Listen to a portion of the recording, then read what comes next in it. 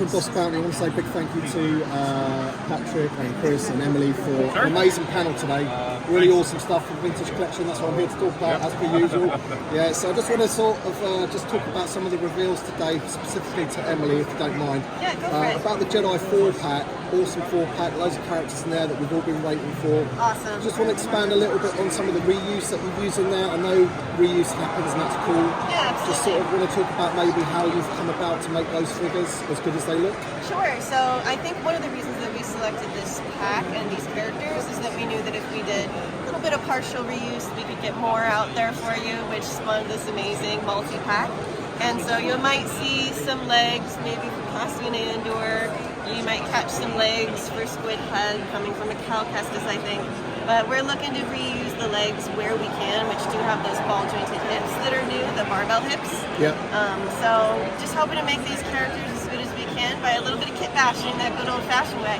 No, it's cool. And as they're under that skirt, it doesn't really matter. Right. And the figures look great. They really do. And you're making a lot of people very, very happy with that 4-pack. Awesome. Obviously, loads of people that collect the Vintage Collection are into the original trilogy as well as other things. But the sort of background characters like that, we love all that. So, Well, and really, Emily's been a very vocal proponent of those figures for a while, so all thanks to her. Yeah, okay, so thank you so much for that, yeah. No problem. We can just talk about the M1 Starfighter very quickly. Yeah. I didn't hear a price point there. Do you know the price point for the M1 Starfighter at the moment? I believe it's $129.99 US. $129.99, okay, great. So that's probably around the same in the UK. And in terms of that Starfighter, how early did you get concepts for that? In terms of, you mentioned that you're going to be using the R5's head, which is cool. Well, So we it's made it compatible. We interchangeable. made it compatible with that. Yeah, R5 head, because yeah. in the book of Boba Fett, I think it is, when he first converts it, you only have the pod bit, and then he puts R5 in it later in the Mandalorian, isn't it, I think? Yeah. I do Yeah, see it's we made that switch partway through our development to adapt. Yeah, well, I mean, Lucasfilm are great partners, and that Yeah. speaks to how early they share stuff with us and what we can do to help celebrate newness as soon as we can. So that was one where, and it was nice, like it worked out well with how we were building the M1 and the ability to add in that extra piece to make that compatible. Yeah, awesome.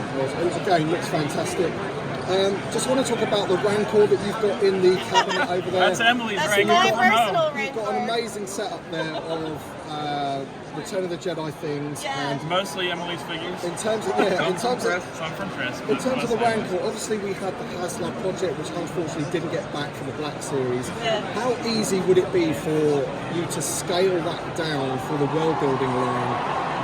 Because we've looked at Chrysanthemum, for example. That Chrysanthemum looks very, very similar to the Black Series Chrysanthemum, so there must be sort of some techniques sort of involved these days where you're able to digitally scale down. I know articulation has to change slightly and things like that, but in terms of that, Similar digital files can be used between the scales, and we do, but it does take our Vintage Collection sculptor a significant amount of time to adjust for plastic thickness limitations and different styles of articulation to ensure that it's ready for Vintage Collection. So we treat it with them as a fully new project that had a little bit of a head start, but it's not an instant interpretation. And I think as far as quite a large character like the one you mentioned, we do also weigh, like, obviously, we would love every year to kind of, because Emily makes great advances every year, we would love every year to re-release everything, kind of with the latest updates. Yeah. We always weigh, because, these guys have only a certain amount of time, and so where it makes sense to bring something up to snuff versus develop an entirely new item. yeah, because I know we got the question in the panel. Somebody asked a question about creatures and beasts and things like that in the Vintage Collection. I know as a community we want it all, but just Which like you should. throwing in a few creatures and things like the Rancor in the year of the 40th anniversary, that would be cool. So I just wondering how easy that would be for you to do. It's in that regard. It's basically like giving our team perfect reference. So our Vintage Collection team perfect reference. It's like, hey, here's exactly what he looks like, how he or where he articulates. But then the team still has to Emily's point, go back and start over. Yeah, and I think if you did release that in a vintage collection, it would sell, you know, and maybe the Black Series. Anyway, so... We're not going to start the TVC. No, I won't. I'll try not to every time. Regarding Thrawn, so I just wanted to... Thrawn was awesome. I just wanted to clear up, you said he was from the Rebels, right? Absolutely is, yes. So is that going to be like a realistic interpretation of the cartoon character? Yeah, if you're Because obviously he's familiar going with the to be in... previously released Black Series one, that's a little bit similar. It's not exactly the same. We did do a new head file, but it's similar to that style of interpreting what he looks like in animation. Right. And again, it's in process, so recent news out of Celebration won't impact the figure at all. It's purely Rebels based. Yeah. Right, It's pretty far along, Yeah, okay, cool. I think I've only got one more question. So it's about the Jabba's Palace display again, and it kind of is to talk about the Rancor that we just mentioned.